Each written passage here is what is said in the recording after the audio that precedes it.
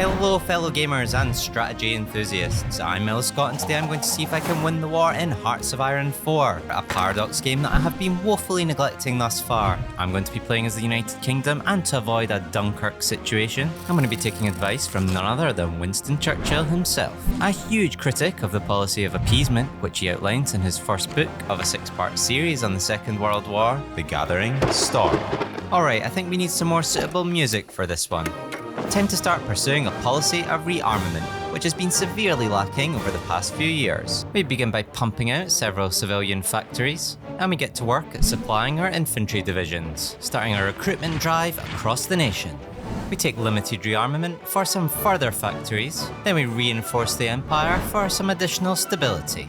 Now our navy is an envy of the world at this point still, so we're not going to have to worry too much about that. It'll be several years before the Germans even come close to achieving parity with us. Same can't be said for the Air Force though, we gotta be careful there. According to Churchill, by the eve of the war, the German Air Force outnumbered us 2-1. We go for service overseas so we can start upgrading our divisions, and then the German sympathizer Edward abdicates, giving us a bit more stability. Add some artillery to our divisions to give us a bit more of a punch. And if I've understood combat width correctly, I believe these guys are now good at fighting in forests. I've got to encourage Colonial Elite for a bit more research speed, then pick up the Army of Fence Officer, as I believe in this game attack is the best form of defense. And then we're going to go down the left-hand side of the steady as she goes paths in order to fight against the tide of appeasement. There was an incredible sentiment of pacifism after the First World War in Britain. A famous marker of this was the King and Country debate in the Oxford Student Union, which won a landslide vote for the motion that this House will under no circumstances fight for its King and Country. F that, we're going to build ourselves some fat tanks. Alright, let's just slap on as much firepower and armor as we can. And yeah, it's probably not meta, but you know, it ain't that kind of video. I wanted to go for something that resembled one of these Churchill heavy tanks. We continue to develop our industry by researching the relevant technologies, but our industrial expansion is somewhat limited by this terrible civilian economy. Now what we want to do firstly is swap over to partial mobilization, but unfortunately we don't have enough war support. But thankfully things have started to kick off over in Spain. So what we can do is go and send them a military attaché, giving us another 10% war support, pushing us over the threshold to get partial mobilization. It looks like the Americans have also gone soft, and that Britain will stand alone. Conservative Prime Minister Stanley Baldwin steps down, giving way to Neville Chamberlain. So we immediately fire a vote of no confidence, ousting Chamberlain early in favour of the glorious Winston Churchill, who has been constantly warning Parliament of the dangers of the German rearmament. We organise our tanks into an offensive combined arms division, which we shall use to punch through the German front lines. With Churchill firmly in power, it's time to say no to appeasement. This lists the restrictions on declaring war on other democratic countries, and also having puppets. It's now about time we move away from civilian factories to military ones, preparing our armies for the war efforts.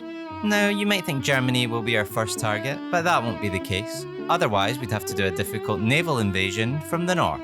But we will send our spies in and look to crack that pesky Enigma code. Our chunky tank production starting to come along quite nicely. It is now time to commence with Operation Tulip. Securing the oil imports gives us claims on the Netherlands, and unfortunately that's the only way we're going to be able to position our troops there. This will allow us to bypass the forts opposing the Maginot Line and pierce into the heart of Germany. With our preparations made, it is now time to declare war on England's oldest enemy. There are only two things I can't stand in this world. People who are intolerant of other people's cultures, and the Dutch. So in April 1938, the British Expeditionary Forces arrive in the Netherlands, crushing what little resistance they put up, securing a strategic region for the next phase of the war. Our first tank division is now ready for deployment, as we go ahead and puppet the Netherlands and the Dutch East Indies. By mid-1938, we're still a bit short of supplies, but we're getting there. And then comes the fateful Munich Conference. To secure peace for our time, in this alternate branch of history, there shall be no concessions, as we take the country to war. We organise our front lines and prepare our battle plans, And just like in history, we snatch troops from the colonies and send them to the North African front. And we position some around Ethiopia to defend against any Italian aggression. With the German offensive focused on Czechoslovakia, we give the order for our troops to advance towards Berlin. We push forward with a relentless assault, the Germans not expecting such aggression from the British Army. Even with German air superiority in the region, our armies press forward. To accelerate our advance, we bring in the full force of the RAF. This gives us air superiority in the region and lets our front lines advance unabated.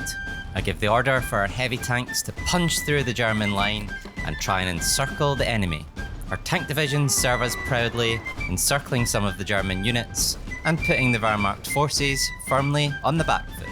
And the French forces are doing absolutely nothing to help the advance. How typical. And Germany decides to stupidly open a war on another front, attacking Poland, which is rather silly given our armies are firmly over the Rhine and surging towards their capital. Our armoured divisions once again piercing through and creating devastating encirclements. By mid-1939, our forces have pushed through and regrouped with the Czechs. Germany now totally destabilised, plunging into a civil war, and very shortly after, surrendering to our forces. We decide to fully occupy Germany, putting a swift end to the war in 1939. But wait, without Germany to act as a bulwark for the Soviet forces to grind against, we're going to have to help our ally Poland out as they have just been attacked by the Soviet juggernaut. We redirect our armies to this new Eastern Front. Our foreign policy has prevented Nazi atrocities, but now can it prevent the Iron Curtain from descending upon Europe? Our allies very keen to join the offensive. We look to upgrade the prowess of our air force, create a new line of Spitfires using our improved small airframes. We look for opportunities to cut off the Soviet forces, surrounding them and decimating their divisions. I go for the superior firepower doctrines to give our infantry a bit more of an oomph, and with a few more techs unlocked to create a new line of even more ridiculous heavy tanks. Push through the Baltics and onwards to Leningrad. With a lot of excess political power, I invoke the Portuguese alliance, and then try and go for creating the Imperial Federation. Most of the proposals go well, but at the last hurdle, we don't manage to get India on board. I should have checked and made sure we had a much higher opinion with them. But let's not fret, we're doing very much well on our own.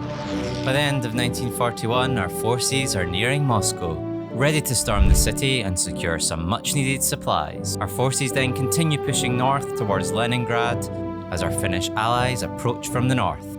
Our tank divisions move into the city, securing some much needed supplies. They're suffering heavy attrition from the Russian weather. Now unfortunately, upon reaching Stalingrad, I run into a bit of a problem. The further we pierce into the heart of the Russian motherland, the more difficult it is to supply. And we have a huge amount of allies who are now dogpiling onto our front lines, making the problem even worse. Now there doesn't seem to be any way to get our allies to move away from here, which is a bit of a nightmare. And there's not many fronts that we can naval invade from either. The only way around this is to build an absolute copious amount of supply hubs. And that's going to unfortunately take a ridiculously long time. Lesson learned, try not to get your allies involved in wars unless you really need to. But on the whole, I think this has been a very successful campaign, saving Europe from the Axis forces, as well as from the tyranny of the Soviet Union.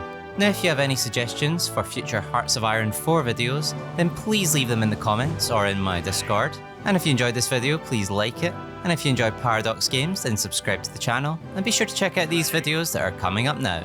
Thanks very much guys, and see you in the next one.